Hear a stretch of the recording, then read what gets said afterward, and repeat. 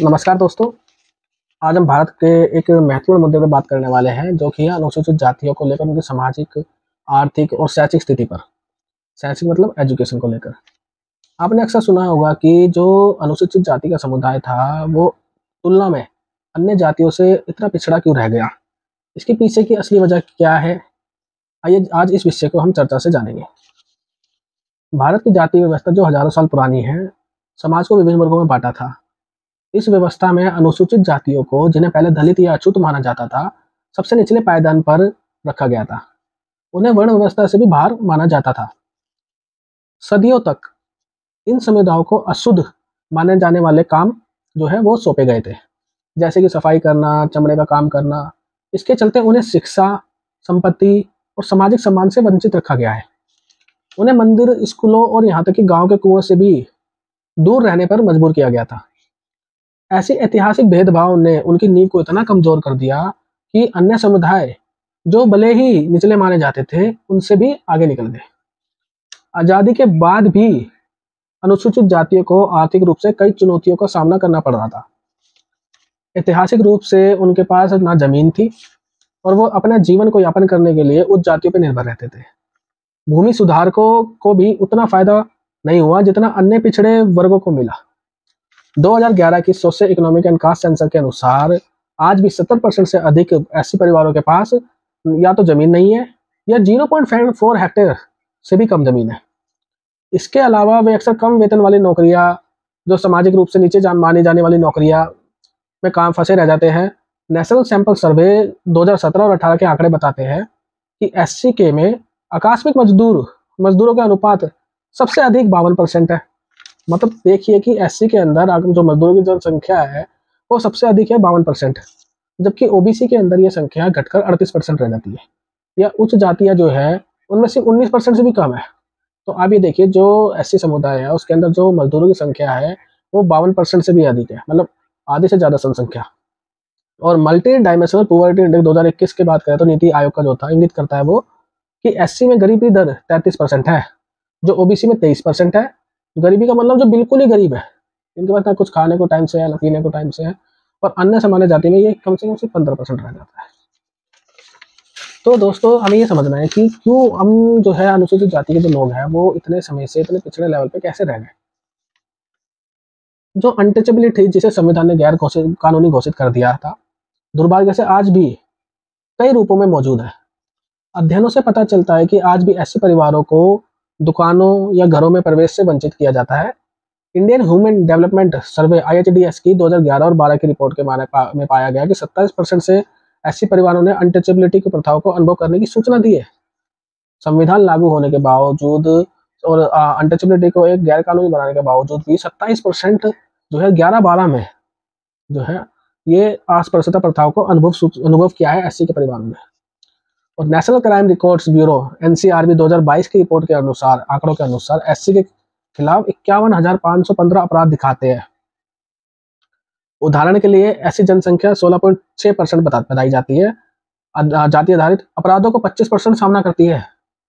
अरे जनसंख्या ही 16.6% बता रहे हैं और जो अपराधों की जो संख्या है वो है 25%। तो आप खुद सोच के देखिए कि कितने ज्यादा बड़े लेवल पे शोषण जो है एससी के साथ होता है। अब इसका मतलब ये नहीं है कि बड़े शहरों में अगर एससी रह रहे हैं, उनके पास नौकरी अच्छी है, तो उनके साथ शोषण कम होता होगा। तो लेकिन गाँवों में जो अनुसूचित जाति के लोग रह रहे हैं उनके साथ लगातार ये शोषण हो रहा है। और चाहे उनके पैसे को लेकर हो, चाहे उनकी बहन बेटियों के बलात्कार को लेकर हो, लगातार जो है क्राइम बढ़ता ही जा रहा है। जबकि अन्य पिछड़े वर्ग भी भेदभाव का सामना करते हैं, इसे मना नहीं है, लेकिन अनटचेबल का कलंक एससी के लिए अतिरिक्त और गहरा भी है। एससी के जो लोग हैं वो जो है इस चीज को ज्यादा महसूस करते हैं और फील करते हैं, और उनको इस सबसे झेलना भी ज्यादा पड़ता है। शिक्षा किसी भी समुदाय का विकास की नींव होती है, लेकिन अनुसूचित जातियां इस क्षेत्र में भी पीछे रह गई है। ऐतिहासिक रूप से उन्हें शिक्षा प्राप्त करने से रोका गया। 2011 का जो सेंसस के अनुसार उनकी साक्षरता दर सिर्फ 66.1% है, जबकि राष्ट्रीय औसत 74.04% है। ओबीसी 73% पे आता है और उच्च जाति 82% पे। Annual state of education report के अनुसार 2022 नोट करती है कि एससी के जो बच्चे हैं वो विशेषकर लड़कियां में स्कूल छोड़ने का दर भी बहुत ज्यादा है। जो एससी की जो लड़कियां हैं वो किसी ना किसी प्रॉब्लम्स में अपने घर को छोड़ देती, स्कूल पढ़ाई को छोड़ देती है, किसी ना किसी घर की प्रॉब्लम की वजह से। अच्छी शिक्षा तक ना पहुंचने के कारण वे अक्सर कुशल नौकरियों तक ही सीमित रह जाते हैं, जिससे उनका सामाजिक आर्थिक पिछड़ापन बना रहता है। राजनीतिक रूप से भी अनुसूचित जातियों को अपनी आवाज उठाने और अपनी जरूरतों को पूरा करवाने में कई चुनौतियों का सामना करना पड़ता है। हालांकि संविधान में उनके लिए सीटें आरक्षित है 15%, लेकिन वे अक्सर राजनीतिक रूप से बिखरे हुए रहते हैं और एक मजबूत एकीकृत नेतृत्व की महसूस की कमी उन्हें हमेशा होती है कि एक उनके पास एक मजबूत जो है नेतृत्व नहीं है, जिसकी वजह से उन्होंने हमेशा राजनीति में पिछड़ापन हमेशा फील होता है। कई एससी के नेता बड़ी पार्टियों के भीतर काम करते हैं, जिससे उनकी स्वतंत्रता, आवाज और सौदेबाजी की शक्ति सीमित हो जाती है। मतलब कहने का मतलब ये है कि जो एससी के जो नेता है वो अलग अलग पार्टियों में जुड़कर ये सोचते हैं कि हमारे समाज की हम आवाज उठा पाएंगे, लेकिन पार्टियों के मैनिफेस्टो और पार्टियों के पोर्टफोलियो के तहत वो ऐसा नहीं कर पाते, जिसकी वजह से जो है उनका रिप्रेजेंटेशन की जो फीलिंग की जो सच में जो एससी समुदाय की आवाज उठानी चाहिए वो उस चीज़ को नहीं कर पाते, क्योंकि वो पार्टियों के दायरे में आ जाते हैं। तो दोस्तों, आपने देखा कि एससी जो समुदाय है, आरक्षण होने के बावजूद भी उसको बड़ी मुश्किलों का सामना करना पड़ रहा है एक मुख्य धारा तक पहुंचने के लिए। अन्य पिछड़े वर्ग जिनके पास अक्सर मजबूत क्षेत्रीय नेता होते हैं, आपने देखा होगा कि ओबीसी के कई ऐसे जो कुछ कई ऐसे समुदाय है जिसके पास जमीनें भी अच्छी है, उनके नेता भी अच्छे हैं और उनको जो है मजबूती से उनको जो है उनकी आवाज भी उठा रहे हैं और उनको फायदा भी दिला रहे हैं। तो इसकी तुलना में एससी को अपने विशिष्ट नीतियों का लागू करवाने में कठिनाई होती है और एससी को अपनी छोटी से छोटी योजनाओं को भी, अपने छोटे छोटे काम के लिए भी जो है दर बदर भटकना पड़ता है और अपनी योजनाओं को लागू करवाने में बहुत मुश्किलों का सामना करना पड़ता है। आरक्षण जो है अनुसूचित जातियों के लिए 15% तो था ही, जातियों को आगे बढ़ाने के लिए बनाया गया था, निश्चित रूप से मदद भी की है, लेकिन इसकी भी अपनी खुद की सीमाएं हैं। अक्सर आरक्षण लाभ शहरी और शिक्षित ऐसे परिवारों तक ही सीमित रह जाता है, जबकि ग्रामीण और गरीब ऐसे अभी भी पीछे रह जाते हैं। रोहिणी कमीशन जो 2017 था ने इस असमानता को उजागर किया। एससी एसटी अत्याचार निवारण अधिनियम, एससी एसटी एक्ट जिसको बोलते हैं हम, जैसे कानून होने के बावजूद भी न्याय मिलने पर देरी और कम दोष सिद्धि देर दरे उन्हें पूरी तरह से सुरक्षा प्रदान नहीं कर पाती। मतलब उनके साथ अत्याचार तो हो रहे हैं, लेकिन उनका जो न्याय मिलने का जो समय है वो काफी देर तक उनको न्याय मिल रहा है, जिसकी वजह से उनको जो है उत्पीड़न का सामना करना पड़ रहा है। एनसीआरबी 2021 की रिपोर्ट के अनुसार एससी मामलों के लिए पेंडेंसी 96% है। मतलब आप समझिए कि एनसीआरबी की रिपोर्ट के अनुसार 96% जो केसेस है वो पेंडेंसी चलती रहते हैं एससी समुदाय के, एससी एसटी एक्ट के अनुसार। और दोष जो सिद्ध होते हैं ना वो सिर्फ 36% सिद्ध होते हैं। तो आप ये समझ सकते हैं कि जो अनुसूचित जाति के जो केसेस है उसके ऊपर किस तरीके से सरकार और कोर्ट काम कर रही है, इनको किस तरीके से आगे आने की ज़्यादा ज़रूरत है, इसको बड़ी गहराई से हमें सोचना पड़ेगा। नहीं तो तो अत्याचार तो होते ही है, लेकिन न्याय भी बहुत कम और बहुत धीरे से मिल रहा है।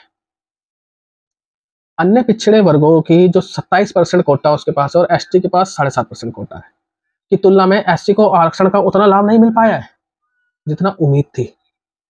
सदियों के भेदभाव और असमप्रसता ने सदियों से उनके साथ जो भेदभाव होते आए, अनटचेबिलिटी होती आई, अनुसूचित जातियों के आत्मसम्मान को और आकांक्षाओं पर भी नकारात्मक प्रभाव डाले हैं।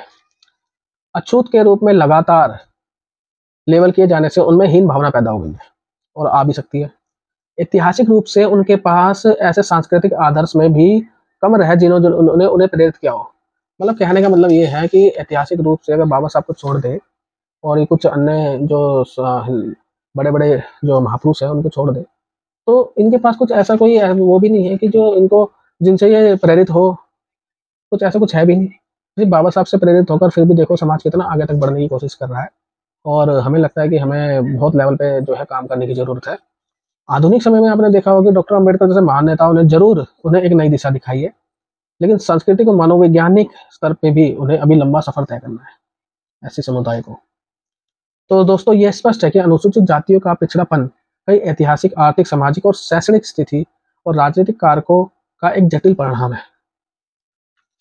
अनटचेबिलिटी की गहरी जड़ें, जो अछूतपन की कहते हैं हम, अछूतपन की गहरी जड़ें आर्थिक संसाधनों में कमी, सामाजिक भेदभाव, शिक्षा तक सीमित पहुंच और कमजोर राजनीतिक प्रतिनिधित्व, ये सभी मिलाकर इस समुदाय को अन्य समुदायों से की तुलना में अधिक पिछड़ा बना देते हैं।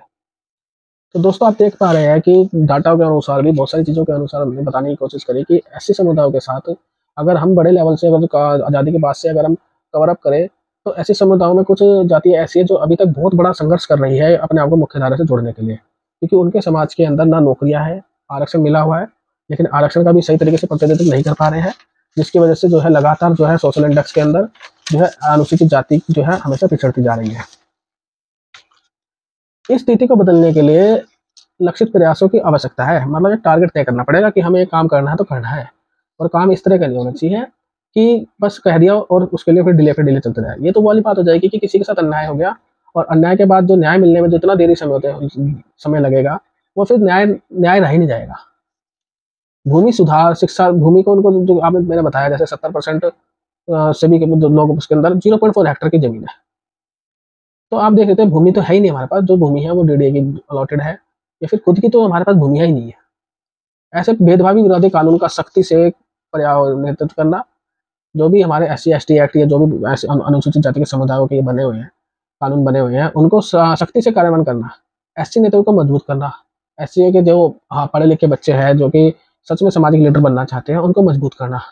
सिर्फ आरक्षण ही इस समस्या का समाधान नहीं है कि आप लोग सोच रहे हैं हमें आरक्षण मिल रखा है तो नौकरी मिल जाएगी, और नौकरी के जब मिल जाएगी तो सब ठीक हो जाएगा। आरक्षण इसका समाधान नहीं है। आरक्षण का मतलब ये है कि आपको एक अपॉर्चुनिटी मिल रही है अपने समाज को उठाने के लिए, और जैसे फाइनेंशियली स्टेट मजबूत करने के लिए, उसके माध्यम से आपको वो काम करने हैं जो समाज में जरूरी होते हैं। कहने का मतलब ये है, आज के समय में क्या हो रहा है कि लोग अन्यथा पैसा उड़ाए जा रहे हैं, नौकरियों का पैसा नौकरियों तक सिर्फ अपने फैमिलीज को सपोर्ट करने के लिए जो है सीमित हो गया है, लेकिन उनको ये नहीं पता सामाजिक लेवल पे अगर खड़ा होना है तो सामाजिक लेवल पे वो काम करने बेहद जरूरी है जो दूसरा समाज करता है अपनी सामाजिक स्थिति को मजबूत करने के लिए।